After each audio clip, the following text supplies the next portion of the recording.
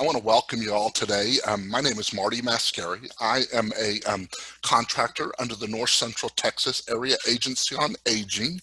And one of the things that I do with them is partner on caregiver information and training events. And so here we are today in partnership with the James L. West Center for Dementia Care in Fort Worth. I want to welcome Holly Glover, our speaker today, Donnie Green, our speaker today, Jamie Cobb is also with the James L. West Center. Donnie is my boss, so if you want to complain, she's the one to write to, and you can complain about me, and feel free to do that, I guess. But so we're going to go ahead and get started, and so I want to first welcome Jamie, and we're going to go to the next slide and let Jamie talk about the CEUs, and we appreciate you providing CEUs for us, Jamie.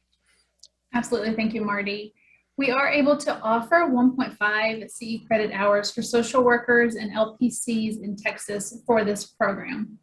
You will receive a follow-up email from Marty after the program with a link to take an evaluation to get your CE certification. So we do ask that you attend the entire program, and we will be able to track attendance through Zoom if we need to. But after you complete your evaluation, it's through SurveyMonkey, it might take you 5 minutes. You will receive your CE certificate through the email you provide through your survey. Please allow about 2 to 7 business days to get your CE certificate. But if for some reason a lot of time has passed and you haven't received it, please reach out to us because it might have just slipped through the cracks, or I typed in your email address wrong or something like that. We want to make sure you get it. But don't hesitate to reach out if you haven't. And I think that is it. Please take advantage of that. We also offer just general attendance certificates as well, if that would be helpful to you also. Thank you. Thank you. Thank you very much. We're going to try something new here this month. With the being deep into the pandemic and doing a lot of stuff online, we're actually interested in other topics that we can provide for you in the coming months. And I know hopefully we're getting down to the end of our pandemic, and then we can get back into some in-person stuff. But either way, we'd like to have your guys' ideas and information on topics you'd like to see us do. So I put together an incentive for you for this month. I'm going to leave this open all month. We're going to have, along with the follow-up email, I'm going to have a survey on future topics. And so we're going to let you guys, you can enter as many times as you want. Each time you enter with a different topic and the information about that topic, we're going to put your name in a drawing.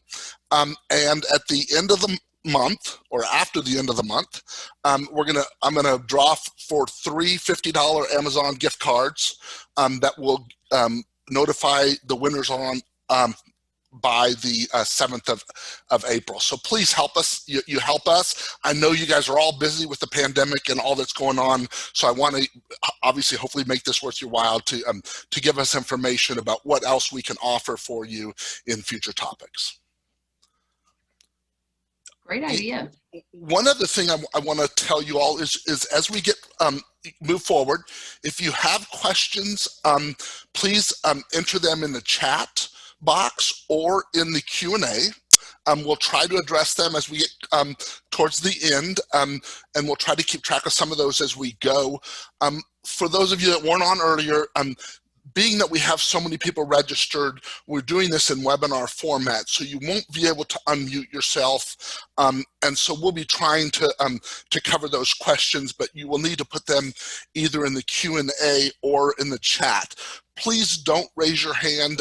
We're not going to be able to address it that way, so we're asking you again to use the Q&A in the chat. So the next step is Holly. Holly Glover is with the James L. West Center for Dementia Care, and she's going to talk to us about the heartbreak and costs of isolation. It's all yours, Holly. Thank you, Marty. Well, I appreciate everybody being on here this afternoon. This is a sometimes very difficult thing to talk about. We're going to see some statistics today that are changing all the time. I even updated it yesterday. So things are changing all the time. Like you said, my name is Holly Glover. I'm from the James L. West Center for Dementia Care in Fort Worth. I'm the Director of Education and Family Support Services here. I am a licensed professional counselor and really focus on grief, loss, and bereavement. I have the privilege of getting to do the support groups here and help take care of the families, and then to get to do a lot of our education. This is my information right here for those of you that will be getting your CEUs. So taught school for the first 20 years of my professional life, went back and got my master's degree in counseling at Dallas Baptist University, and then have been privileged to get to work at some great places, including the Alzheimer's Association. So love getting to do this, still being able to teach and being able to help folks who have a loved one that has dementia. So here's our course description and our objectives. We're going to talk about some pretty heavy things today, but then again, 2020 was pretty heavy. We're also going to leave with some tools that will help us and help our families to better be able to cope as we are starting to open up some, hopefully, very, very soon. Of course, in long-term care, we don't know when that is going to be or what that's going to look like, but these are some of the things that we're going to talk about today. So in December, the CDC reported, just a minute, I've got to move my screen so I can see, that among the US adults surveyed, more than 40% said that they had at least one mental health event in 2020. 11% of those that were interviewed said that they seriously considered suicide in 2020. And the majority of the people that were on that interview were over the age of 65. Another staggering statistic, in 2020, 31% of all suicides were committed by healthcare workers. So by saying that, I know that many of you that are watching this program right now were personally affected, and you lost a coworker, or you lost a friend, or you lost a family member. And that's why we're talking about the cost of the pandemic and how isolation affected us, affected our families, and affected our residents.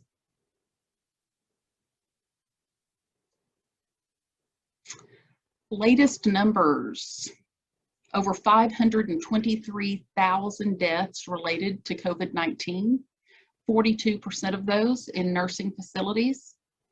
We all watch this happen right inside of our walls, those of us who work in long-term care. But how many of those deaths were from the COVID-19 virus? And how many of those deaths were related to the virus due to loneliness? How many of our residents' families, how many of those family members did we lose due to broken hearts? There's a real thing called broken heart syndrome. Or due to isolation because they were kept away from loved ones longer than they had ever been kept away from them in their entire relationship. We just had a Leading Age Texas call where we were remembering that day right at a year ago now, and it was September. We went from March to September before most of our families were able to see each other again, and even then, most of us were limited to 2. I had an adult son call me. His parents have been married for 71 years. And he said, Holly, I'm not worried about my mom. I know she's okay. She's there with you. She's taken care of. But this is going to kill my dad. It's killing my dad. He has never been away from her this long. And he was starting to have health issues, emotional and physical issues. So isolation was and is difficult on everybody. And if you're already someone who's prone to depression or anxiety, it makes it even more problematic. Because one of the things that we do whenever we're isolated or we have too much time to ourselves is we start to ruminate. And we can really start to beat ourselves up. We're made to be social people, because think about what is the worst thing that could happen to somebody in prison. Solitary confinement. It can actually be lethal for some people. Here are some more statistics, and I'm somebody who likes to teach with statistics because I think sometimes it really drives it home. It's from the CDC, this first bullet point here. According to the Chief of Mortality Statistics at the CDC, deaths attributed to dementia rose more than 20% above normal over the summer of 2020. 61,000 deaths between June and September, which is up 11,000 from the same time in 2019. There were over 26,000 additional dementia deaths in 2020, and keep in mind that these were people who did not have the coronavirus. But we know their deaths were most definitely linked to the virus because of the isolation and because of the stress during the shutdown. I think we probably all would agree that federal efforts to address nursing homes amid the pandemic were too little, and they were too late for so many. Because long-term care was not a priority. Residents and families suffered during the isolation. Healthcare workers suffered during this time. PPEs were in short supply. Testing was in short supply. We had advocates who were trying to get our families back in, but then we had that thin line. We didn't want to spread the virus, but we knew that we needed to get our families back in. So we had the isolation and stress worsened because of multiple health issues, including dementia. So what were we starting to see? Across the country, people started getting diagnosed with that term we're familiar with, failure to thrive, weight loss, declines in social abilities and communication, hopelessness, sadness, depression was up, anxiety is up, physical decline, loneliness, changes in condition. We used that word a lot. We literally had families becoming heartsick over not being able to see their loved ones. And then when we did start being able to let folks back in, even when it was for a compassionate visit, didn't we see those changes in them? We know by having the families come back into their lives in person that it brought joy back. Because many people with dementia don't understand Zoom and they don't understand FaceTime. I watched someone touching an iPad saying, "Why are they in the box? Why are they in the box?" They didn't know why their loved one's face was in a box and they couldn't feel them. Another story I'd like to share was of a very young resident in her 50s. She was walking, she was communicating, she was feeding herself at the beginning of the shutdown. And we just saw her start to go downhill. We could not put a why the failure to thrive, why the change in condition. It got to the point she went on hospice.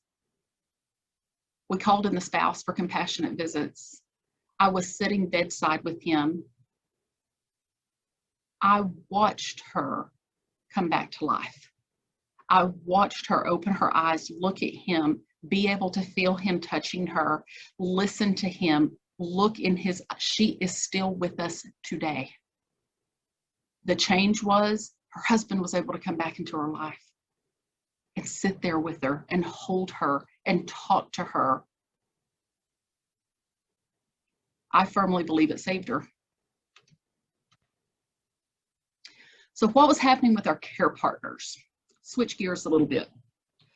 Roseman Carter Institute did a survey also last year, and they put out a report in October, and they were surveying caregivers.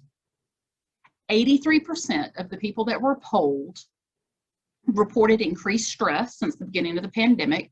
42% reported a decrease in available help and support, increased isolation, concerns about their financial stability, and a debilitating impact on their overall mental and physical health. Their physical and mental health, the caregiver.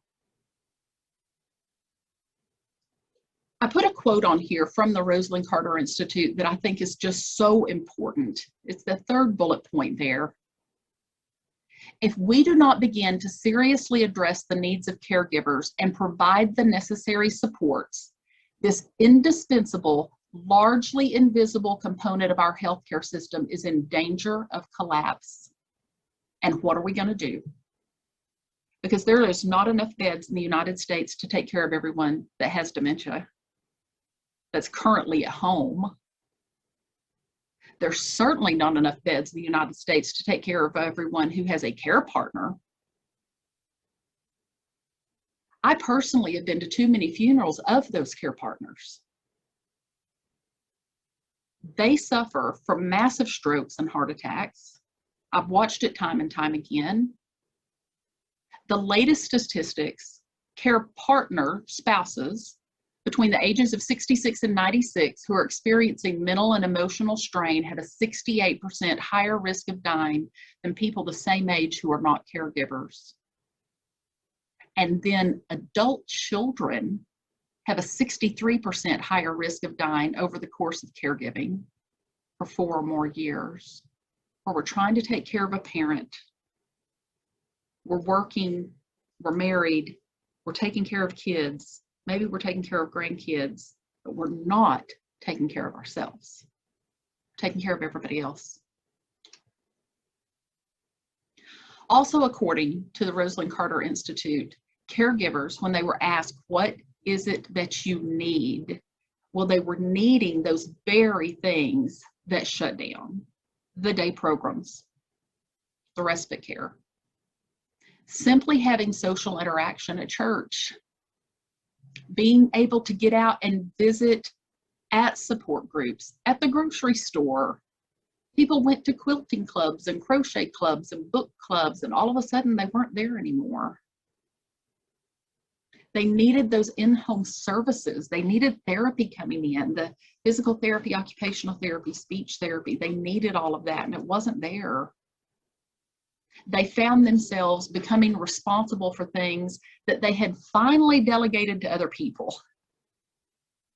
And they started to worry about themselves.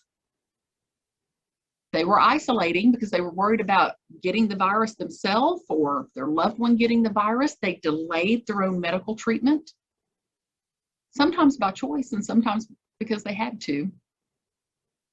It's really difficult to take a break when you can't leave the house. And that's one of the things we preach to caregivers is take a break.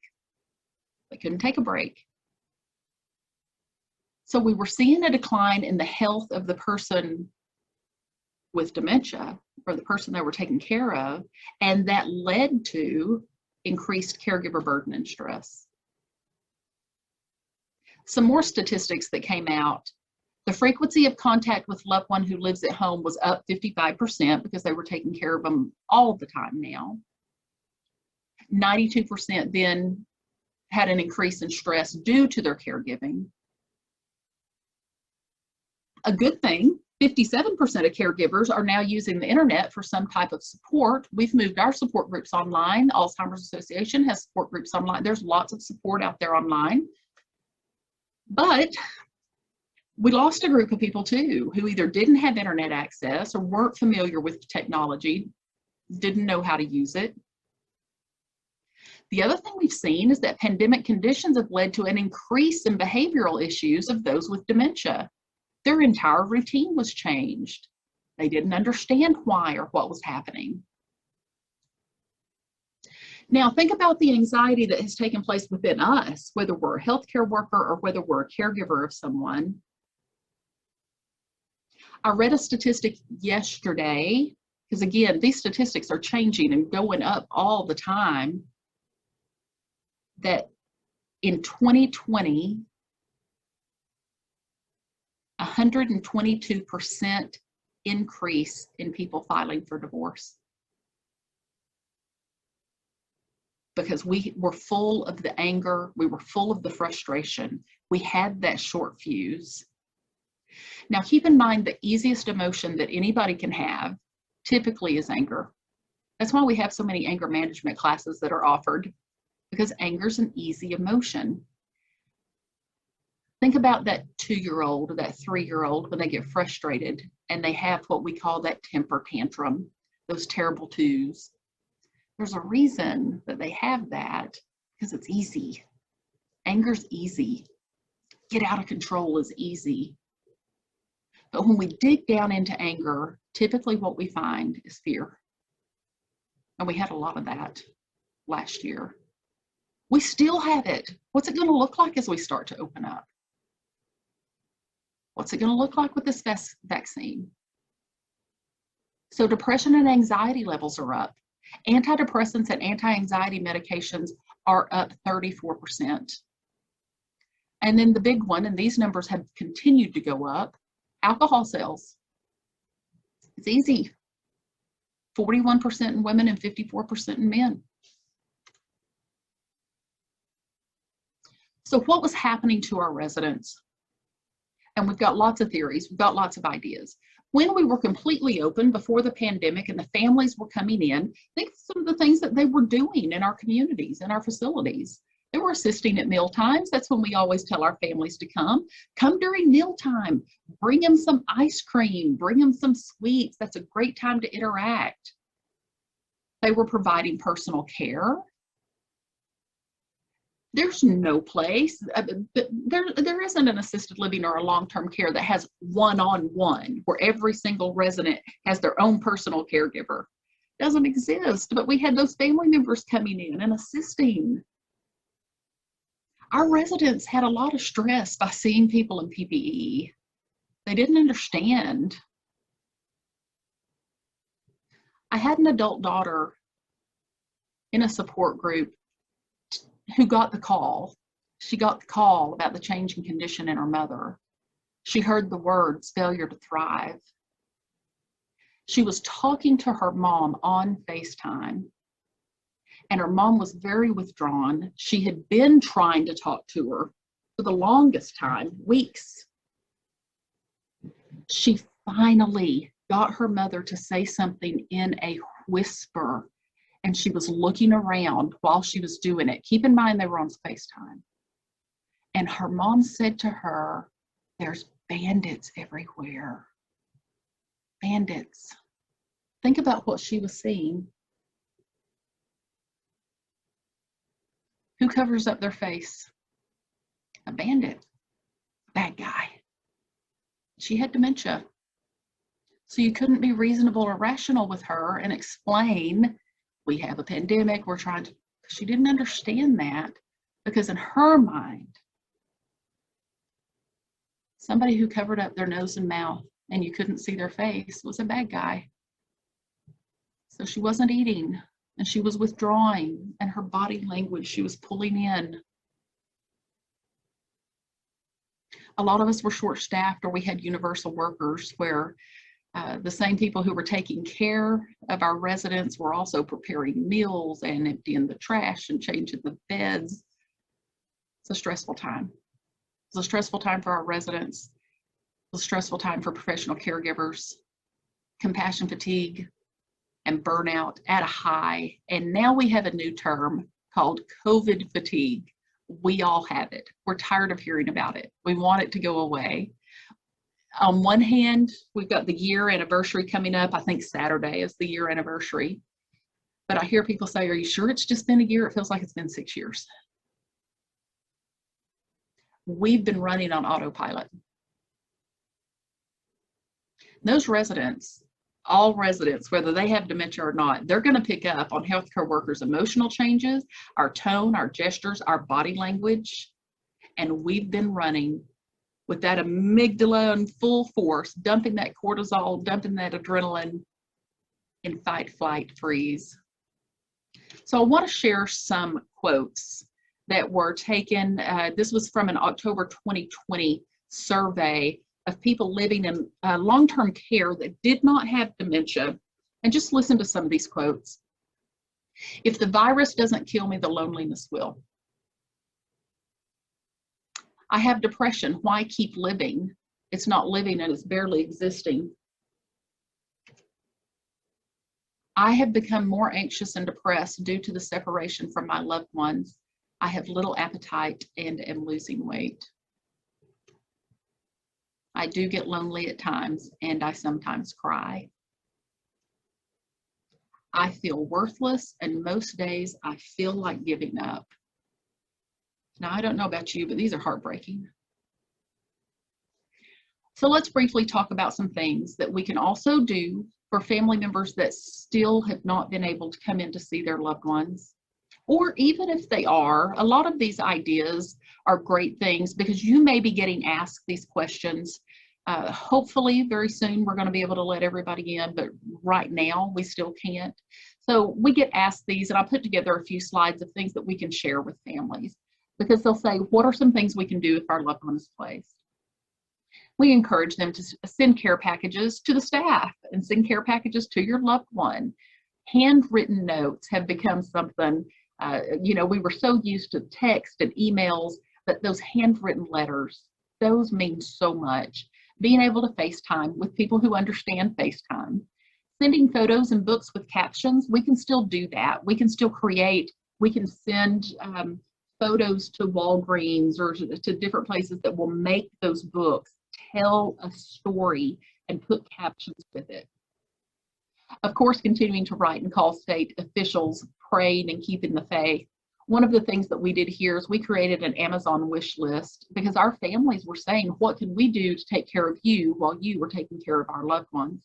So we created an Amazon wish list, and our families contributed to that wish list, and we sent home care packages with our entire staff that had several meals in it, easy to prepare meals, pastas and canned things. And we were able to do that for about 170 staff members, and they each got about 4 family meals, 6 to 7 individual meals, and a lot of snacks, all because the families just wanted to help take care of the people that were taking care of their loved ones.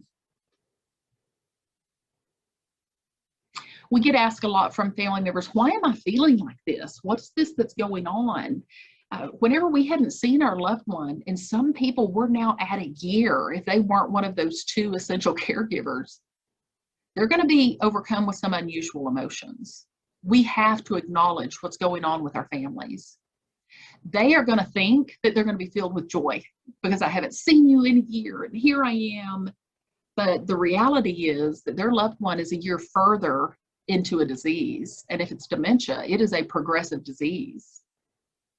They're not going to be the same person that they were in March of 2020, regardless. They're not going to look the same. They're not going to act the same. And they're going to grieve that time that they lost. And they need to call it that. We need to call it that we are grieving this time that we lost. So we need to make sure that our families are aware that they're going to have a flood of emotions. One of the things that we did before we opened up to the essential caregivers was we had big group calls. We continue to have group calls with our families to talk to them about this before they get here so that they have an idea of what's going on and then of what to do when they do see their loved one. And we tell them, if you do cry, that's okay. Crying is okay. But one of the things you might say is that I'm just crying because I'm so happy to see you, and not mentioning things like, because it's been a year since I saw you. We don't want to do anything to trigger any type of a challenging behavior. Something we never want to do with somebody with dementia is we never want to go up and say to them at any time, pandemic or not, we never want to go up and say, do you remember me? Or do you know who I am? We don't ever want to try to test their memory. That does a whole lot of upsetting us and upsetting the resident. Just call them by the relationship that they are. We encourage families, if it's mom, hi mom, big hellos, little goodbyes. And the other thing we encourage families to do is to bring music, put that music on their phone, bring pictures, preferably pictures of their loved one from the past, videos, food, ice cream, God's gift to dementia, ice cream, sweet things, items that they might know, and then to visit with them about that, or look at a video or listen to music, because we know we're probably not going to sit there and have a conversation with them. We also tell families to be prepared for them to walk away or to fall asleep. It's been a year at this point, and time doesn't mean the same thing to them. So we don't want to be saying, it's been a year since I saw you. Year doesn't mean anything. And we also encourage our families to give themselves permission to leave. Even if you had a 2-hour visit scheduled, it might just be 5 minutes, because that might be all your loved one's up for today. We have to accommodate the disease. They can't. And it's going to take them a little while to get used to seeing us again. So we always encourage everyone to focus on the present and to focus on quality of life. Some other things that we remind families to do, we remind and encourage them. You can't take your mask off, but you can smile with your face. We all have figured that out. We can sure smile with our face, even with a mask on. And we remind them that people with dementia can continue to read body language, tone, and gestures, to speak up clearly, to look them in the face. Think ahead of time about how the visit might affect them. And then we also encourage them to join a support group and to continue to educate themselves. Now I'm going to switch gears just a minute, and I'm going to go over and talk about chronic loneliness and how that has affected all of us, whether we work in the field, whether we are a caregiver for someone. Keep in mind that chronic loneliness is subjective. We know that we can be lonely in a room full of people. It's how we perceive it. It's an internal response. It's there on purpose. It's meant to alert us and to motivate us to seek social interaction. We're meant to be social. Here's another statistic. This is from the CDC. Social isolation significantly increases a person's risk of premature death by 14%, a 29% increased risk of heart disease, and a 32% increased risk of stroke. This is from isolation. Loneliness is associated with higher rates of depression, anxiety, and suicide, and then it leads to high blood pressure and high cholesterol and suppresses the immune system. Chronic loneliness has actually been shown to have the same long-term effect as cigarette smoking. So I want you to think about what's different, though, about a pack of cigarettes when we pick it up. It's got a warning label on it, doesn't it? Let me go back just a second. It's got a warning label on it that says if we continue to do this, that it's detrimental to our health. Now, we start teaching very young children about physical hygiene and how to take care of themselves. We teach little children to brush their teeth and to take a bath and to change their clothes. Do we teach children? Were we ever taught emotional hygiene? Were we ever taught how to take care of ourselves emotionally? Now more than ever, we have to practice emotional hygiene. But you can't treat a wound that you don't know you have. Many of us in healthcare have been working on autopilot for a year because we had to. We've got all these diplomas and all these certificates that say that we know what to do. We know how to take care of ourselves and take care of others. But 31% of the suicides last year were healthcare workers. That's hard to take. So we've got to intentionally start to fight these feelings of loneliness and isolation and that feeling of I'm the only one feeling this way, because we've got to prioritize our psychological health. We're forever saying, I'm going to prioritize my physical health. I'm going to this, and I'm going to, but are we taking care of ourselves? Our psychological health? We would never intentionally make a physical injury worse, but we do pick at emotional wounds and we make them worse. And one of the ways we do that is with our self-talk, negative self-talk. We need to treat ourselves with the same compassion we would treat a friend or treat a coworker who came to us with the exact same issues.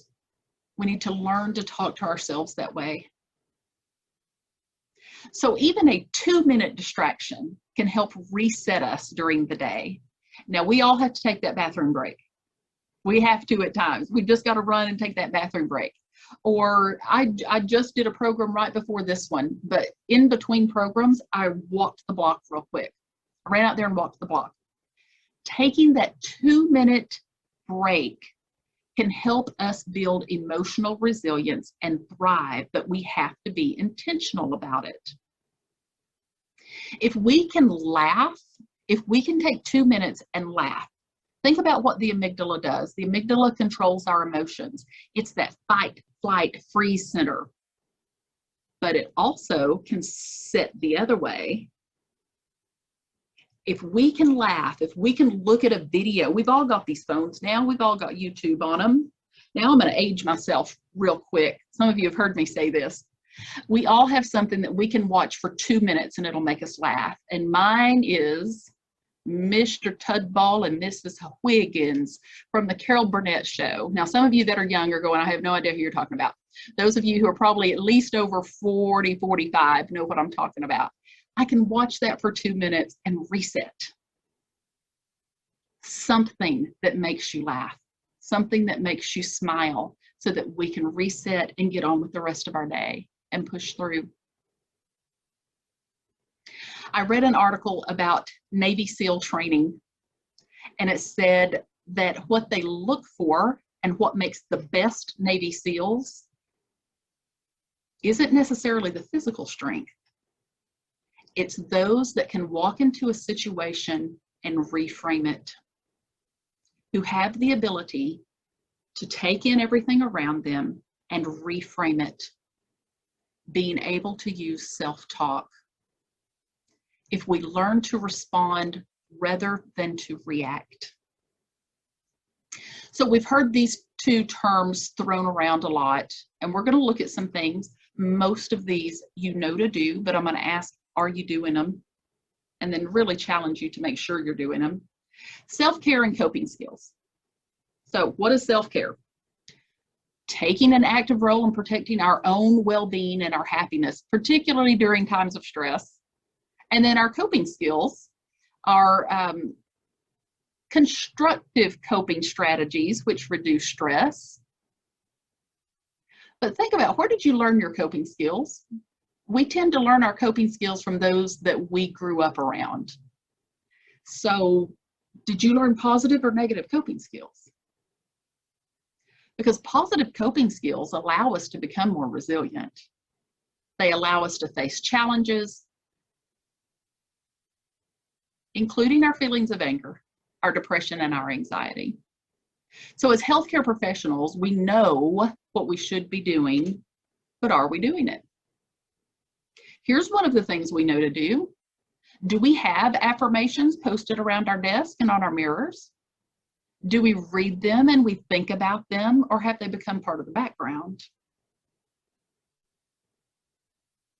I've got the Serenity Prayer all over my office. But sometimes I have to stop and look at it and really read it and listen to what it's saying, and not just see it as something pretty on the wall. I encourage you to do this, is to post affirmations. I'm going to share part of my personal story with you about self-care. And I hope that by making myself vulnerable with you today, that it'll help somebody on this call. You can see how I struggled and how I coped with life. Last year, actually December of 19, I developed diabetes. At that time, I had just buried two cousins. One was 53 and one was 45 years old, and they both died from complications of diabetes. My 53-year-old cousin texted me from her pre-op room on the day she died, and her text said, "Don't be next." I became determined right then, and I decided that I loved those two cousins enough that I would not follow their path. So last year during the pandemic, I made some changes. Had a knee replacement the week before the shutdown, and I lost 108 pounds without having bariatric surgery. We can make drastic changes in our lives when we set our minds to it. We're going to talk about 5 positive ways to cope, not only with isolation, but with life in general. One thing that has come about from all of this in the past year is we have got to avoid information overload and limit our screen time. I know I am talking to a lot of you out there. I hope that you have learned to only watch or listen to trusted sources and to disable those notifications on the phone. Set aside a particular time each day to look or listen to news if you need to. I really have encouraged people to uninstall social media if it was causing you to become more anxious. You can block people on Facebook. You're still their friend, but you're just not seeing what they're posting. I also encourage you to schedule time during the day where you don't have any screens on, where the phone's off, the TV's off, the computer's off.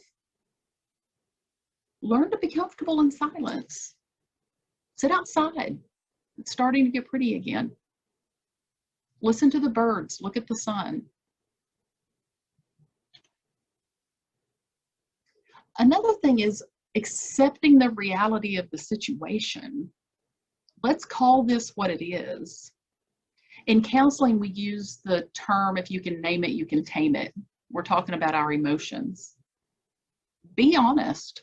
Say it out loud. I am angry. I'm mad. And then dig into that. Why are you angry? Is it fear?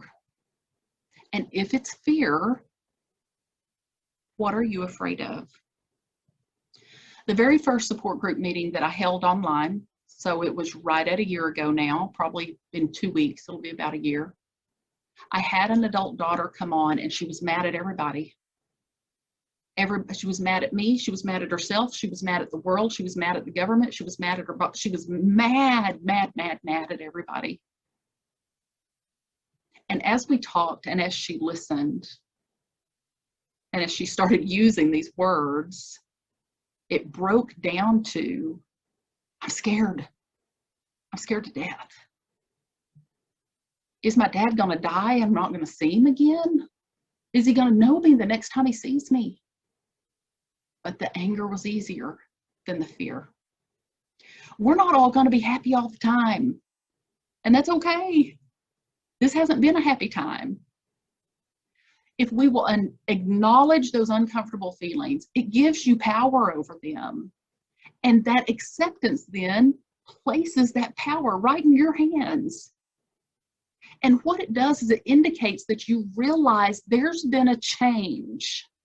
We're still in the messy middle. I don't think we're to the new normal yet. We're still in the messy middle. And we've got to learn to kind of lean into this rather than run from it. If you don't have someone to share with, and I hope you've got that at least one person that will really hear you, if you'll write it down, that's another way of releasing it.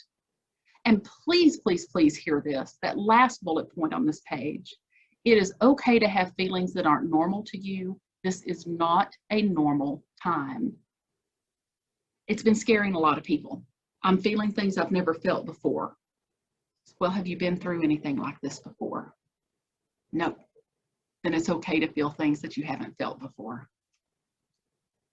Don't feel guilty about those things that you're feeling. Don't put them in two groups of positive and negative. All they're doing is representing what you're feeling right now. And again, it's not a normal time, so why would you have a normal feeling? Use this time. Learn to be creative with this time. I've read an article and then have also talked to somebody in one of my support groups who actually started writing, and they started turning their feelings into a story because they said, I want to make sure that my grandkids understand exactly what was going on, and I want them to hear it in my words. I was putting it down on paper. And this is something that I borrowed. I've got the resource on here. If we will stay focused on the things we can control rather than on the things we cannot control. And I love it. Says, I cannot control the amount of toilet paper at the store. We all remember that run that we had about a year ago. But I can control when I listen to the news. I can control my attitude. I can control and limit my social media. I can control what I choose to do as far as following CDC recommendations, but I can't control the actions of others. So why am I going to keep myself upset and worried about that? Focusing on what we can control. And then thinking outside of ourselves by helping other people. We want to make sure that we don't deny others the time to make a connection and to bond, which means that sometimes we have to ask for help. So many times family caregivers will tell me, I don't want to be a burden to my kids. But aren't you denying your kids that opportunity to then make that special bond? Don't deny them that. Most people actually love to help others. Don't you love to help somebody? It makes us feel good to help somebody else. It feels good to contribute to the well-being of another person. Someone in my support group came up with the best idea early in the pandemic. She found a church directory and she said, Holly, every day, every afternoon, I just start calling people in the church directory and checking on them. It made her feel good because she was checking it, because she would get people who hadn't even talked to another person in days. Making meals and dropping it off on somebody's doorstep. I know someone who went around and put Easter lilies on people's porches last year, right at Easter time. You feel good for doing it, and then you make somebody else feel good. The fourth one is making sure that we seek our support wisely and that we're staying connected. We've figured that out. We're able now to reach so many people like this through Zoom. Having those daily check-ins. And I also encourage people during the past year and even now, you may have some check-ins where you set some boundaries and say, okay, we're not going to use the words virus, shutdown, vaccine, and set some limits. We're not going to talk about politics. Let's talk about something else. And then these are the ones that usually we know to do this, but again, are we doing it? Or we knew to do it, but we got away from it. Can we get back to it? Drinking water, making sure we're eating healthy, doing that yoga or practicing mindfulness, getting enough sleep. So you do know you can make a huge difference in your life by just committing to doing something for 28 days. 28 days. That is why when somebody goes into rehabilitation for drugs or alcohol, the typical stay is 28 days. It takes 28 days to make or break a habit. If you can commit to something for 28 days to either start something new or to give up something for 28 days, it can change your life. You can do anything for a little while.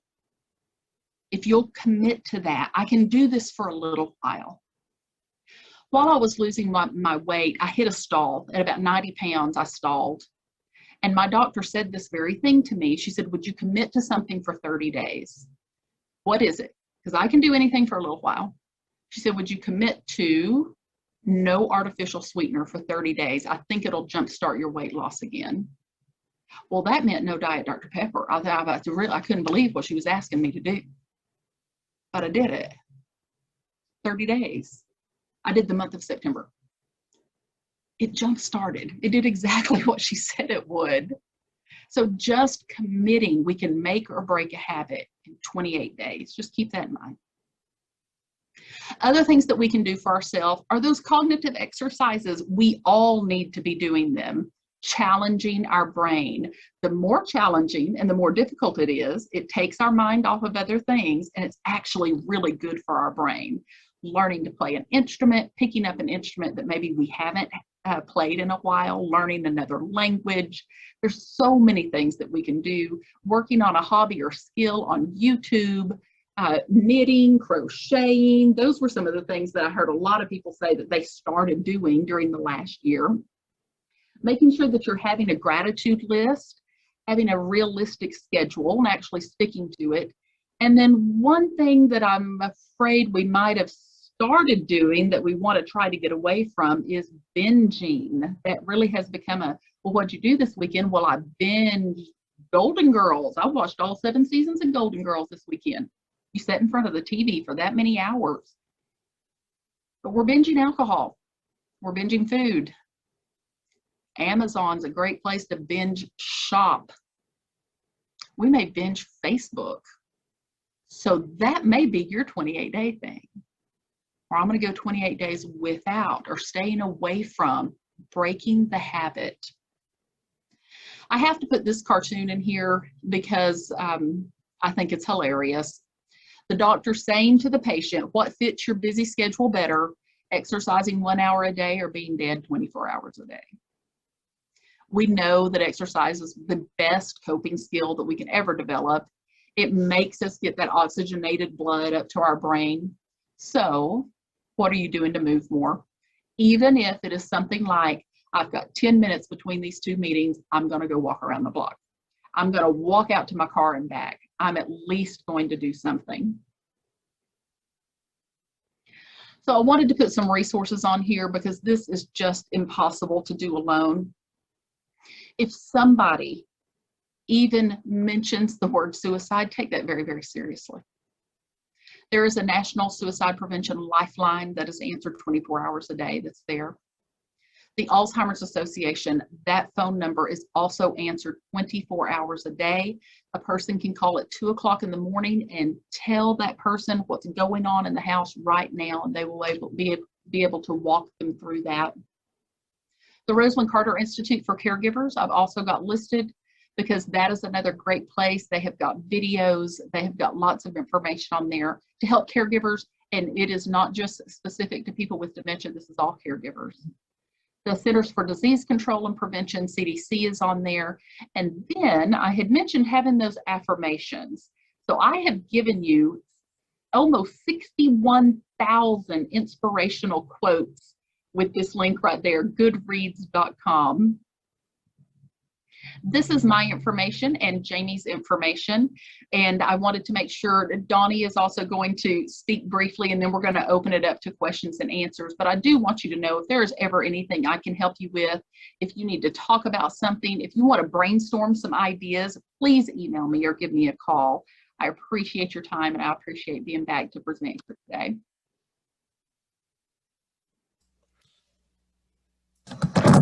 Well, thank you so very much. Thank you. That was incredible, Holly. That was just really, really good stuff. Hey, and there's a lot of really nice comments in the chat. But if you'll review the chat, and there's one cute question as Donnie's speaking, and then we can come back to that when Donnie's done, if that's all right.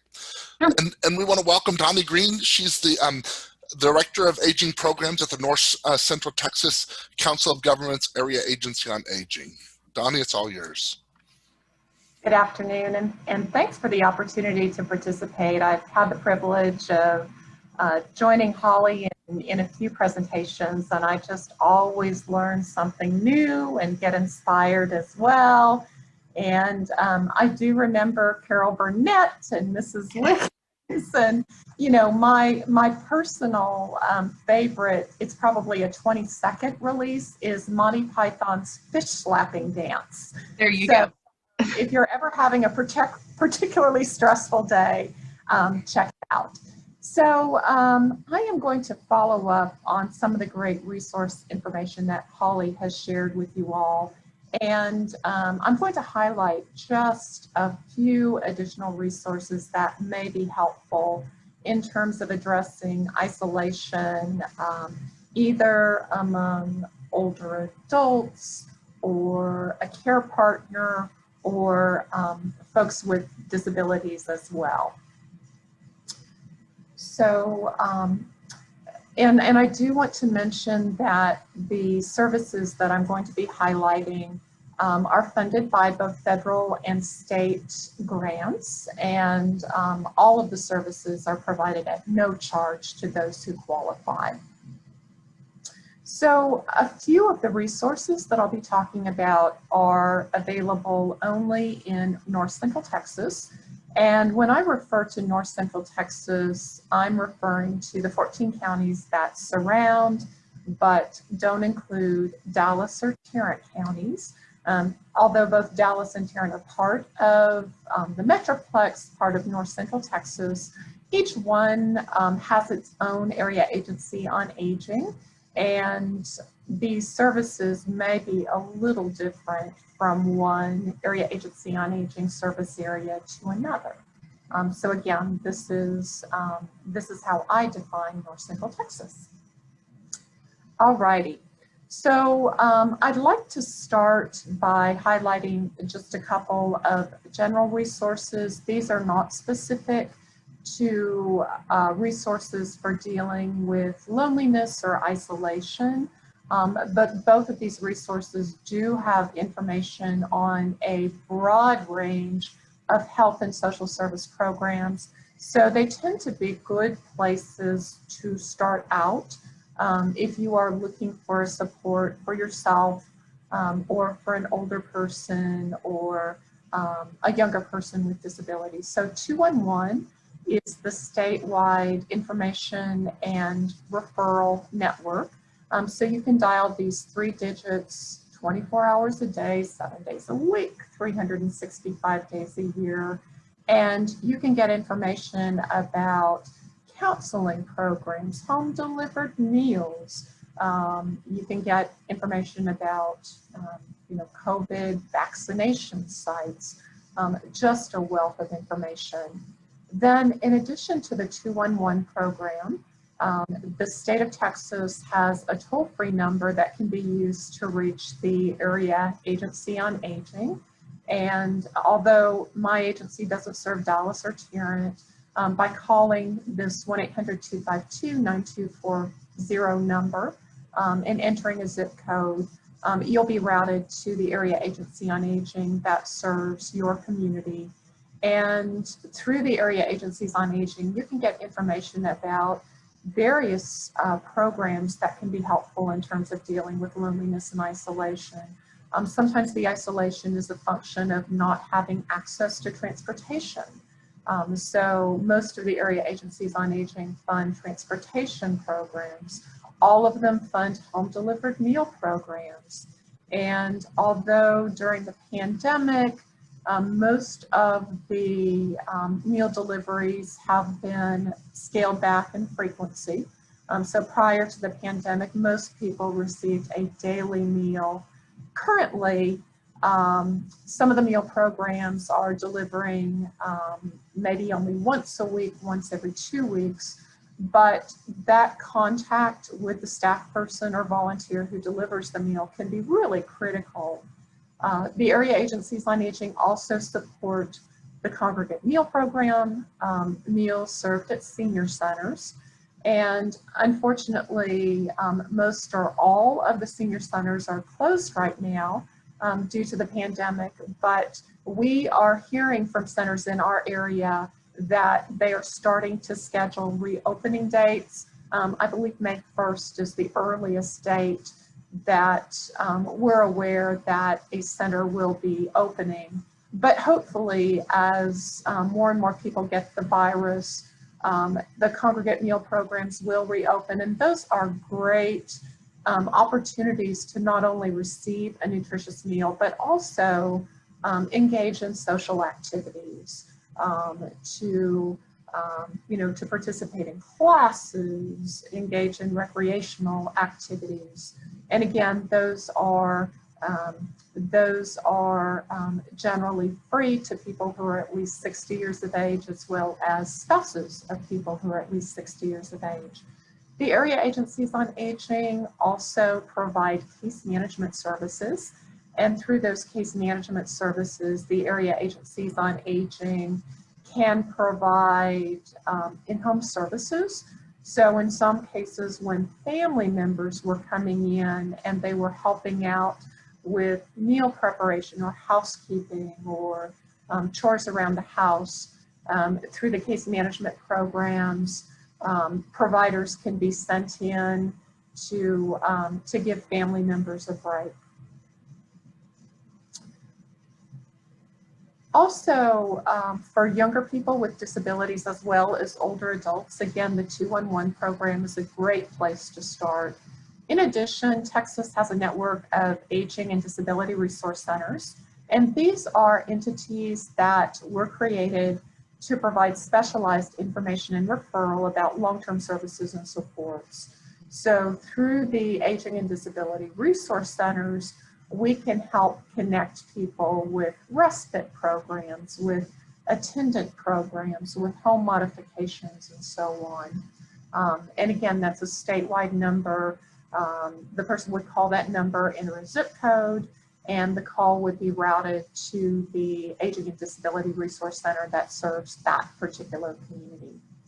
So I wanted to now drill down a little bit and move from those general resources to just a few resources that are more specific to addressing loneliness and isolation. So as Holly mentioned, the James L. West Center has transitioned from doing live support groups to doing virtual support groups. That is a great option, but unfortunately it's not for everyone. As Holly mentioned, a lot of people don't have internet access, or they may have access, but they may not have learned how to use computers. So I know in my own family, my mother retired from nursing the day that she was told that she would have to start doing electronic chart notes. She was just convinced that if she touched a computer, it would explode. And she may be right. But through this program, we are providing free tablets and data plans. And then we're also providing technical assistance if folks have never used tablets before and they need someone to walk them through setting up the tablets. If they need help figuring out how to use the tablets, we can provide that technical assistance. In order to qualify for this program, the user has to be at least 60 or have any type of disability. And through this program, we can serve young adults with disabilities, we can serve children with disabilities. In addition, the person needs to live in one of those 14 North Central Texas counties that I mentioned in the second slide. They need to be without internet access, and they need to have been affected by COVID in some way. And certainly being lonely and isolated because of lockdown is being affected by COVID. So it doesn't have to be somebody who's had a financial effect. It can be any effect, including an emotional effect.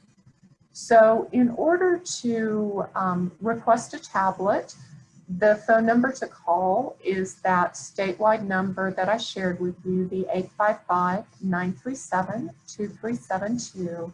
And Jackie is our staff person who's coordinating that program.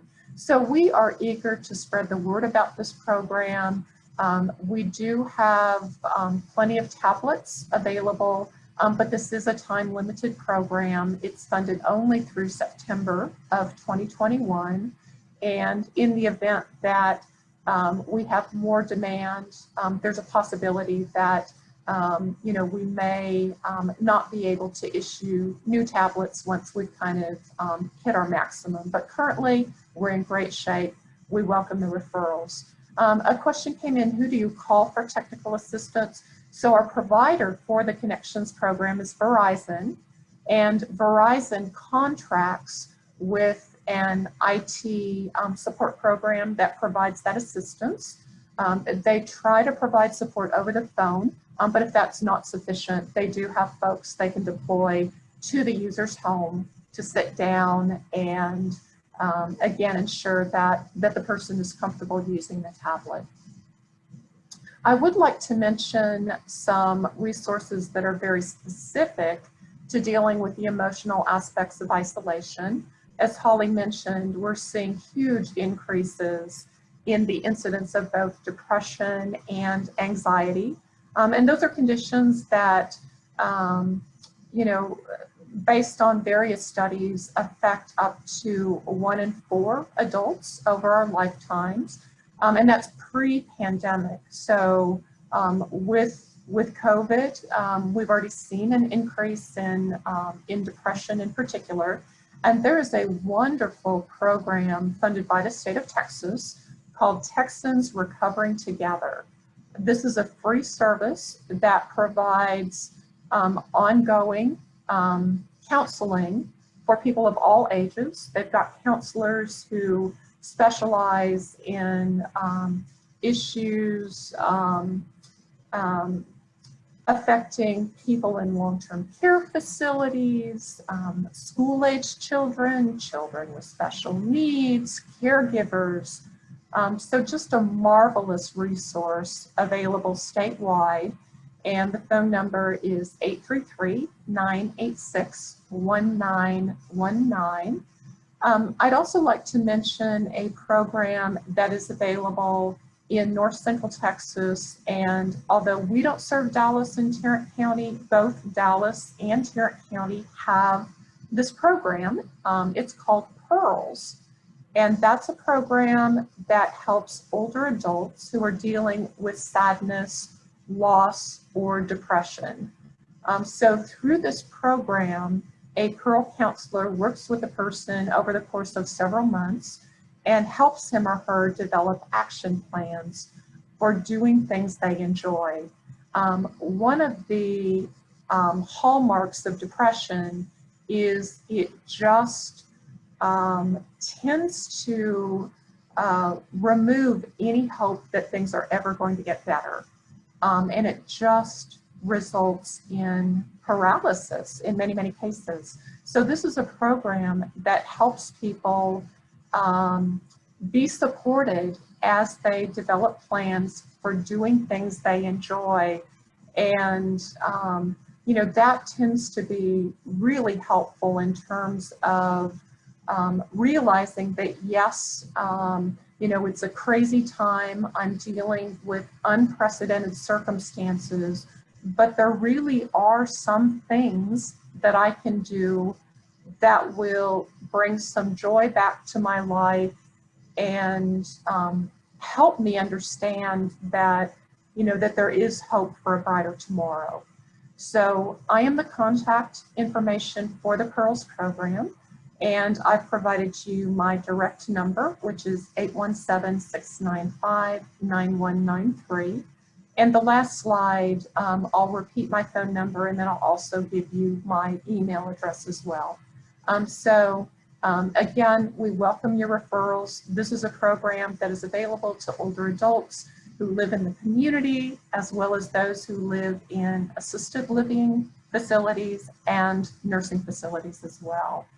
I do want to put a plug in for behavioral health services. Those of us who have insurance are likely to have a behavioral health benefit, whether that's through Medicare, Medicaid, private health insurance. Those of us who are working may have an employee assistance program that provides counseling services as well. And I know I've availed myself of those services many, many times, and they've been really helpful in terms of helping me deal with stressful life events. I did want to mention just a few resources to help caregivers deal with isolation. Holly already mentioned the virtual support groups available through James L. West, and just want to confirm with Holly that, you know, you don't have to have a loved one who's a resident of James L. West to participate in the support groups. The topics affect a lot of folks.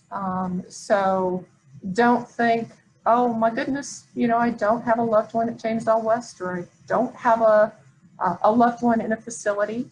Many of the topics resonate and kind of translate across care settings. We also support a free program that's available through the WellMed charitable foundation called Caregiver Teleconnections. And that program offers education and support over the phone. There are usually 2 to 4 topics that are offered every month. And that's kind of a good option if you're a caregiver who would like to learn a little bit more and get some additional resources for caring both for yourself and for your loved one. The Alzheimer's Association, you know, certainly the go-to resource for those people who are dealing with a dementia care situation. It can be reached at 1-800-272-3900. In a former life, Holly worked for the Alzheimer's Association, and this is just the tip of the iceberg. So many other agencies, hospitals, the American Cancer Society, the Parkinsonism Society have support groups as well. But again, really good resources if you're a caregiver and you're dealing with isolation or you know, other types of caregiving challenges.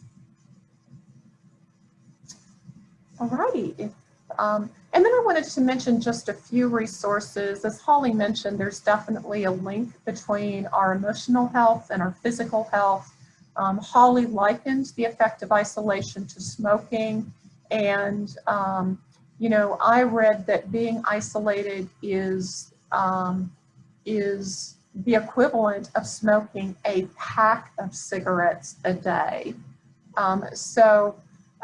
Through the Area Agencies on Aging, we have several preventive health workshops that are available by both phone and internet. Those include a fall prevention program, chronic disease self-management, which is a great program for folks dealing with any kind of ongoing disease, whether it's arthritis, heart disease, depression. We also offered the diabetes self-management program, as well as the chronic pain self-management program. So again, by calling the Area Agency on Aging, you can get more information about those preventive health services. Just a couple of resources for meaningful activity. Again, the senior centers are great free resources in most cases for those people who are at least 60 years of age, although they're shuttered at present. Many are beginning to schedule the reopening. Again, what I've seen is kind of May 1st and beyond. And then I certainly want to put a plug in for volunteering. I found that that's a really great way to feel valued and to understand that my life is meaningful. So for folks who are dealing with isolation or depression or loneliness, there are huge benefits associated with, you know, contributing your time to benefit to other people. I loved Holly's suggestions about writing notes to the staff. In my mind, you know, that's a type of volunteerism. Just a couple of shameless plugs. Through my agency, we're always looking for volunteers to help serve meals, to advocate for people who are in nursing homes, assisted living facilities. We use volunteers as health coaches, as benefits counselors, and we are able to do the training for those programs in a virtual manner. Red Cross is a great resource for folks whose hearts call them to be involved in disaster recovery efforts. And then the North Texas Volunteer Center is a great clearinghouse for lots and lots of nonprofit agencies that are looking for volunteers. So this is by no means an exhaustive list, but again, I just believe that there's power in volunteerism and in giving back. So this is my last slide. Again, I've shared with you my direct phone number, my email address, which is dgreen@nctcog.org, and then I've provided you a link to our website. So again, it's really been a privilege to participate in the program today. And at this point, I will turn the program back over to Marty. I actually have a couple of questions for you, Donnie, and there's one in the Yeah. Q&A as well. Number one is you had talked about the tablet program and given the ADRC website for that, and you had talked about asking for Jackie. Do the other ADRCs or the other programs have the tablet programs as well?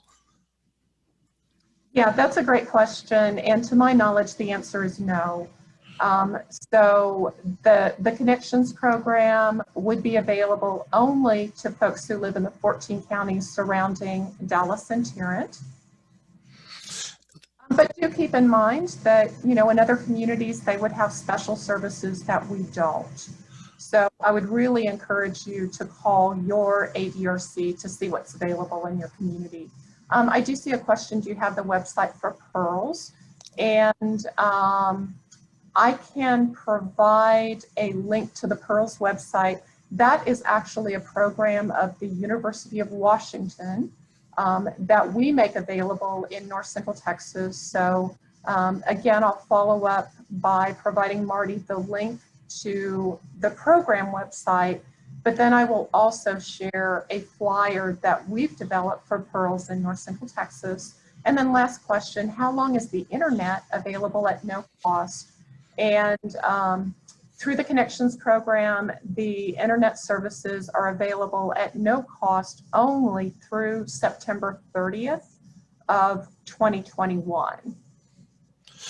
One other question for you, Donnie, is when they talk about the technical support that's available is only for people with the pads. It's not available for any other technical support. Is that correct?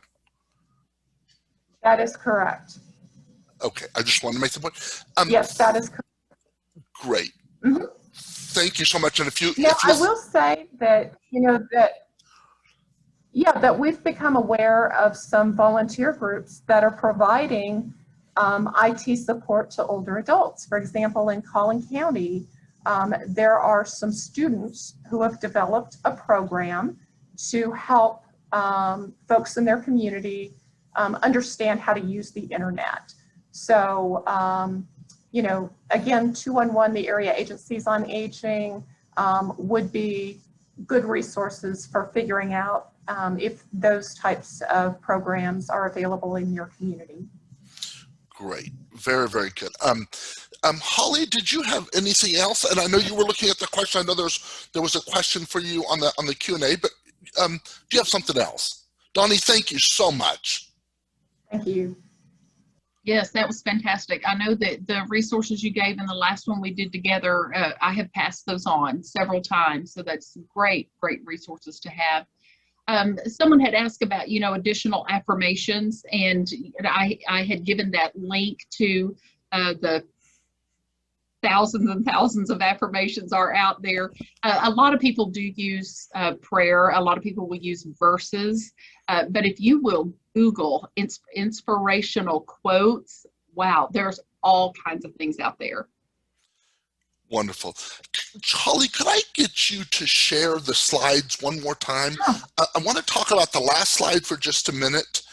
And then I'd like to go back to the CEU slide if we could, Okay. for people that joined later. But I want to let you all know that our next month, same day, same time, we're going to be talking about reducing care partner stress and resources to help.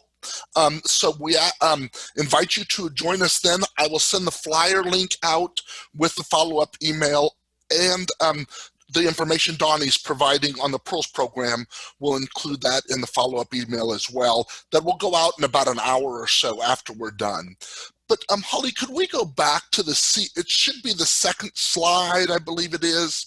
Yes, I think so. And Jamie, I don't know if you're still on, if you're still available. Yes, I am. Good. Would you go over the CEU information one more time, if you would? And then I want to go over the survey also one more time as well, if we could. Yes. So you will get the link to do the program evaluation this afternoon from Marty. Click on the link, complete the evaluation. It might take you 5 minutes to do that.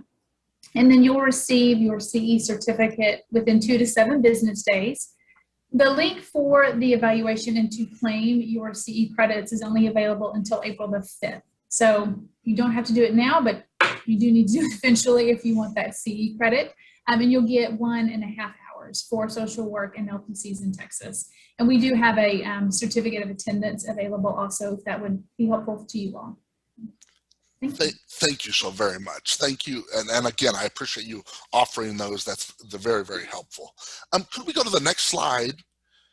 And we discussed this at the beginning. For those of you that weren't on the beginning, we're going to also send out a survey in the follow-up email to ask you for ideas for new topics that you'd like to see us cover. We're going to put your name in a hat for a drawing. We're going to leave that open through the end of March. You're more than welcome to enter multiple times with multiple ideas of topics. I am going to ask you for a little bit of explanation or description of what you would like to see in that topic or objective of that webinar.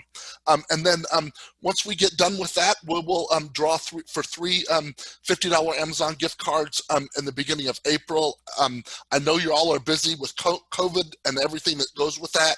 And so I wanted to see if we put some incentive out there for you, if we could get some of your ideas out there. Before we finish up, does anybody else have anything they would like to add? Anybody? Well, I want to thank our speakers. Holly, incredible. Donnie, thank you so very, very much. Jamie, thank you so much for helping us put this together. We look forward to next month. Thank you all for joining us. And please watch out for, we've got 5 or 6 webinars in the next 4 or 5 weeks going on. So please join us for those and help us spread the word. Thank you all so very much and have a great day.